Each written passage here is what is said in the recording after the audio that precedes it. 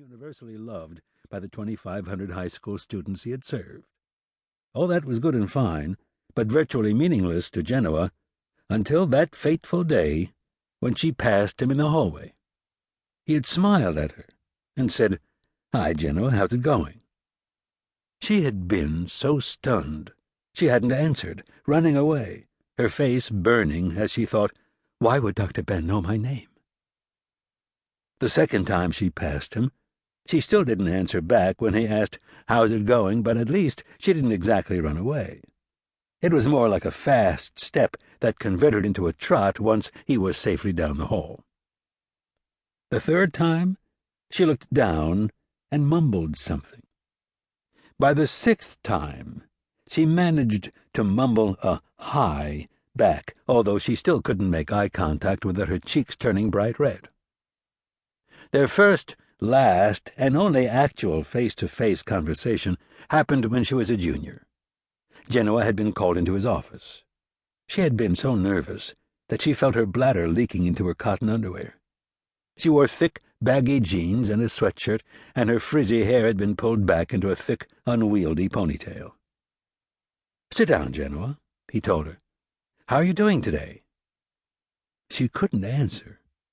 He looked serious, and she was too anxiety-riddled to ask what she did wrong. "I just wanted to tell you that we got your scores back from the PSAT." She managed a nod, and he said, "I'm sure by now that you know that you're a phenomenal student. I'm thrilled to report that you got the highest score in the school. You got the highest score, period. A perfect 1,600. She was still too frightened to talk. Her heart was pumping out of her chest, and her face felt as if it had been burned by 1,000 heat lamps. Sweat was pouring off her forehead, dripping down her nose. She quickly wiped away the drops and hoped he didn't notice, but of course he probably did. "Do you know how unusual that is?" Little went on. Genoa knew it was unusual. She was painfully aware of how unusual she was. "I just called you in today because I wanted to say congratulations in person. I expect big things from you, young lady." Genoa had a vague recollection of muttering a thank you. Dr. Ben had smiled at her. It had been a big smile with big white teeth. He raked back his sandy blonde hair and tried to make eye contact with her, his eyes so perfectly blue that she couldn't look at them without being breathless. He said, "People are all different, Genoa. Some are short, some are tall, some are musical, some are artistic, and the rarefied few, like you, are endowed with incredible brain power. That head of yours is going to carry you through life, young lady. It's like the old tortoise and the hare story. You're going to get there, Genoa.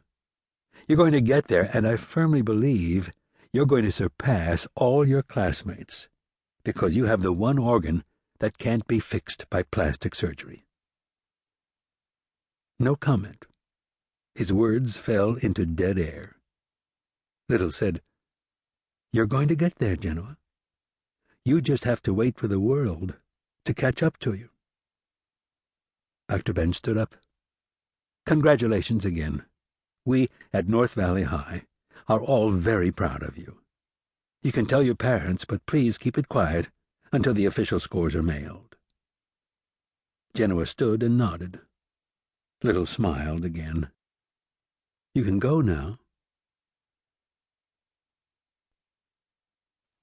10 years later, from her cushy office on the 14th floor looking over Silicon Valley, about to take her morning hot cocoa, Genoa Greeves opened the San Jose Mercury News and read about Dr. Ben's horrific execution-style homicide. If she would have been capable of crying, she would have done so. His words, the only encouraging words she had received in high school, rang through her brain. She followed the story closely.